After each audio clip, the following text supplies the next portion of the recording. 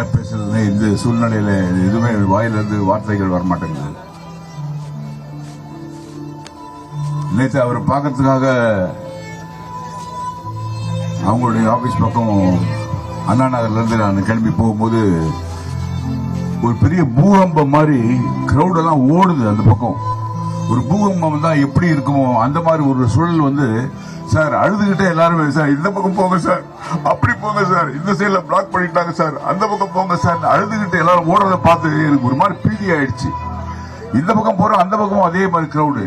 அந்த சைடு போறேன், கிட்டத்தட்ட ஒரு 1.5 மணி நேரம் நான் ட்ரை பண்ணி அந்த பக்கம் போக முடியாத அளவுக்கு மக்களுடைய கூட்டம். அதே போல இப்பயும் நான் இங்க வரும்போது வேற ரூட் பிடிச்சிட்டு வந்தேன். நானு அதே சிந்தாதிரிப்பட்ட ரூட் பிடிக்கலாம், கொஞ்சம் காலியா இருக்கும்னு நினைச்சு பார்த்தா அங்கேயும் இதே ஜனங்கள் அப்படியே பரபரப்பா ஓடிட்டு வேன்லயும் அதுலயும் வந்து பரபரப்பா ஓடுறத பார்த்து மக்கள் அவர் எப்பேற்பட்ட ஒரு அன்பை சம்பாதிச்சு வச்சிருக்காருன்னு தெரியுதுங்க. எனக்கு ஆச்சரியமாவும் அதிர்ச்சியாவும் இருக்குது. ஓடுறாங்க, ஒடியாடுறாங்க எல்லாருமே. இந்த சூழல்ல வந்து எனக்கு ஒரு சின்னது ஒரு ஃபீலிங் அது வருது. அதாவது ஒரு மனிதர் வந்து பதவி, அந்தஸ்து, அதிகாரம் இதெல்லாம் இருக்கும்போது மக்கள் கூடுவாங்க. எதுக்காக கூடுவாங்கன்னு கேட்டீங்கன்னா, அவர்கிட்ட இருக்கிற பதவி, அந்தஸ்து, அதிகாரத்தின் மூலமா தாங்க ஏதாவது கிடைக்காதா அப்படிங்கிறதுக்காக கூடுவாங்களே ஒழிய அவருக்காகவும் ஒரு அன்புக்காக கூட மாட்டாங்க.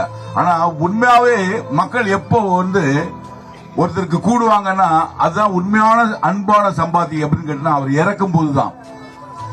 இறக்கும் போது ஒரு மனிதனுக்கு எப்படிப்பட்ட மக்கள் கூட்டம் கூடுதோ அதை வச்சுதான் அவர் எப்பேற்பட்ட அன்பை மக்களிடம் சம்பாதிச்சிருக்காரு புரியும். இது இப்ப இருக்க மக்களுடைய அவருக்காக ஓடி வர மக்கள், வெளி மாநிலத்தில் வர மக்களை பார்க்கும்போது தான் அவர் மக்கள் மேல் வைத்திருந்த அன்பு, மக்கள் அவர் மேல் வைத்திருந்த அன்பு தெரியுது எனக்கு.